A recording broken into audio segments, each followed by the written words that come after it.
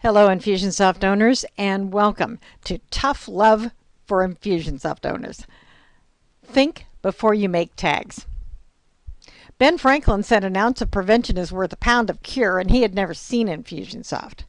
Tags are tremendously useful in Infusionsoft, but if you do not exercise some care in naming them, create meaningful tag categories, and have a strategy for using both, in just a few months, you'll have a real mess on your hands.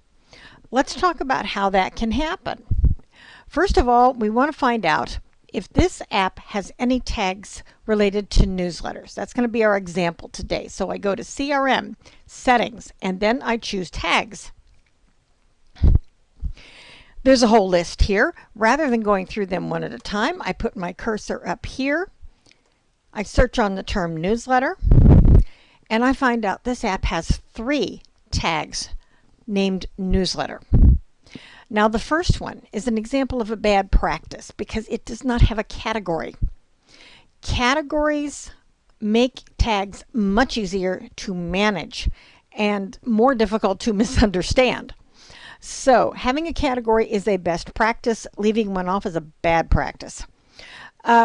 The second example here has a little bit better name. Rather than just saying newsletter, it says newsletter subscriber.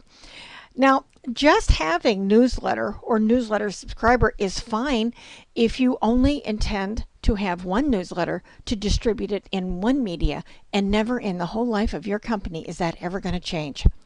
But you know what? Infusionsoft grows companies. It's really good at that. So to think that things are never going to change is also a practice we need to change. The best practice is always to plan for a day when you'll have more than one newsletter. And in this case, this one is in the prospect category. Thank goodness it has a category. But you have to look at the category to know that this is a prospect newsletter subscriber. If you look at the tag below it, you'll see a better way of managing information in a tag name. This says customer newsletter subscriber. And we all know that in Infusionsoft, there's only 2 kinds of people. The people who have given you money and the people who have not.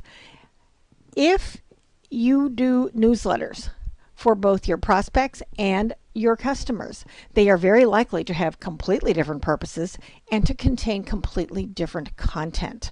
For instance, in a prospect newsletter, you are educating people and hoping that eventually they will buy something.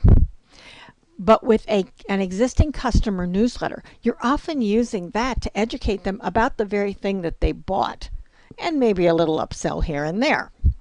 So we have a good category. Nurture tag indicates a function.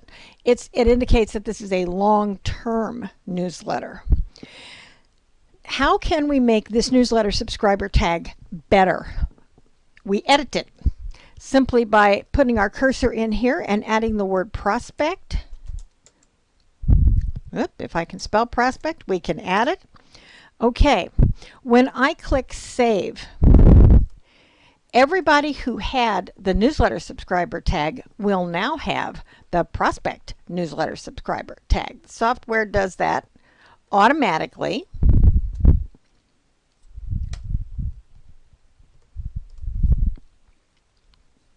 There you go. If I wanted to add a category here, I can do exactly the same thing. I can come in here, and where it says categories are set up separately, but this is a drop down. So suppose that I know that this is the email newsletter. I add that. While we're here, let's look at the empty description box. If you have people working for you, or if you intend to hire temporary help from time to time, or if you're afraid, as you should be, that in 12 months from now you won't remember why you created this tag, put in the description a few instructions.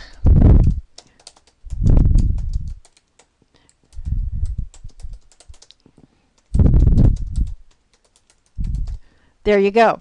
Now anyone looking for some information about what they're supposed to use this tag for can find that right here without having to wait for you to come back or have time to talk to them or have time to train them. There are many places in the app that help you train and standardize the way your staff uses the app, and that's a really good one. So let's review a moment of thought about how you name tags. Developing a strategy for how you use tags is worth literally hours of confusion and revision. I've seen applications where the tag lists were literally in the several hundreds. There were no categories, and there would be several, a dozen tags that appeared to be greatly similar, and nobody knew if there was any difference among them. Trying to use a tag like that to do a saved search is difficult. So please be careful when you name your tags, and thank you for listening.